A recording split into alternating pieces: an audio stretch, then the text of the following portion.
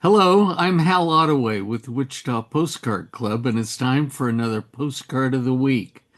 This week, I want to take you back several weeks ago.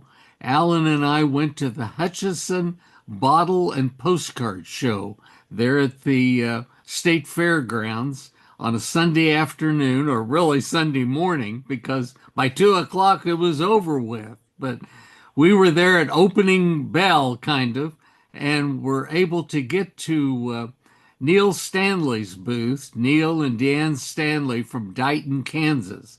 They had their booth there and lots of boxes of postcards, and ooh, what fun. So we both sat down. I got a box and Alan got a box, and we started looking and sorting and thinking and talking about stuff. You know how you do at a postcard show. And Alan found this particular card that we want to share today.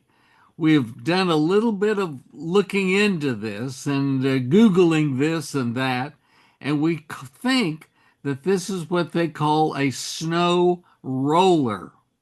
And it's a phenomenon that happens on, say, the farm country of western Kansas, especially. You can look at this scene and you can see here in the upper left corner a big windmill. And then you can see how the prairie is pretty flat, and you can see others of these snow rollers in the distance.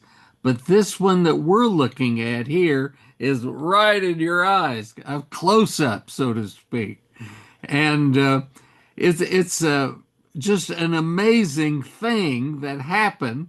And by looking into this business of snow rollers, we learned that this is something that's kind of a phenomenon. It doesn't happen every day. It's not rare. It's not going to go to the Smithsonian as a one only or anything.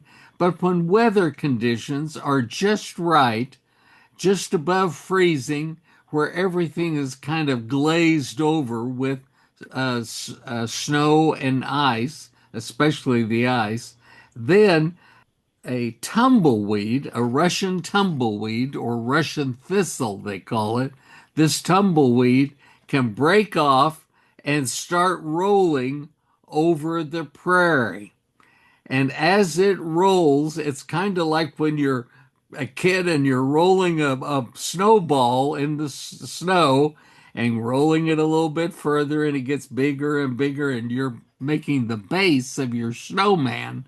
Well, this is kind of what happens to a snow roller, uh, shown here in this real photo postcard.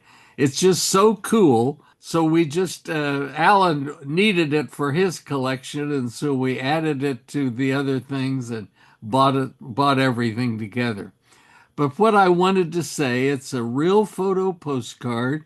It has the Azo stamp box on the back, dating it from about 1905 to the 1930s, which I think is about right. And it's just a neat piece of Kansas Americana.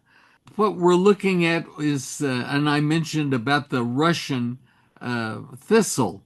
This is an invasive weed, so to speak, that came over here from Russia, they feel, along with flaxseed. It was delivered and distributed in the South Dakota area, where there were settlers and farmers starting out plowing the prairie and starting to grow corn and wheat, crops like that.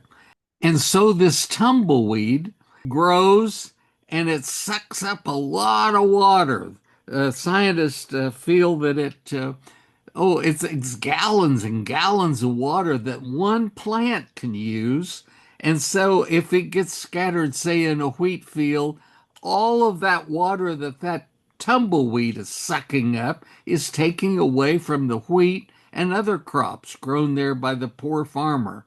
So it's a plant that grows, and it's gets to be pretty good size, and it has a stem that goes down to this long root that gets all of this water.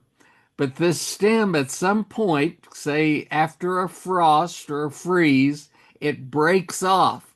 And that enables the tumbleweed to start tumbling and moving from this place where it started growing and then starts tumbling. And as it tumbles, all of these thousands of seeds from this one plant start tumbling out.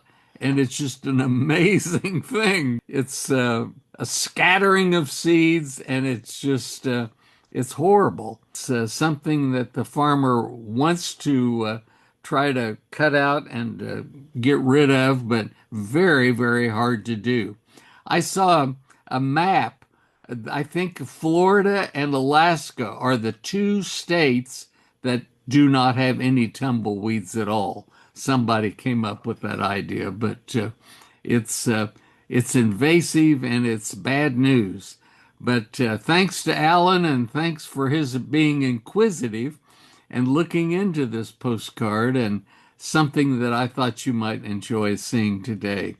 Be here again next week, and I'll have another postcard of the week for you. Thank you.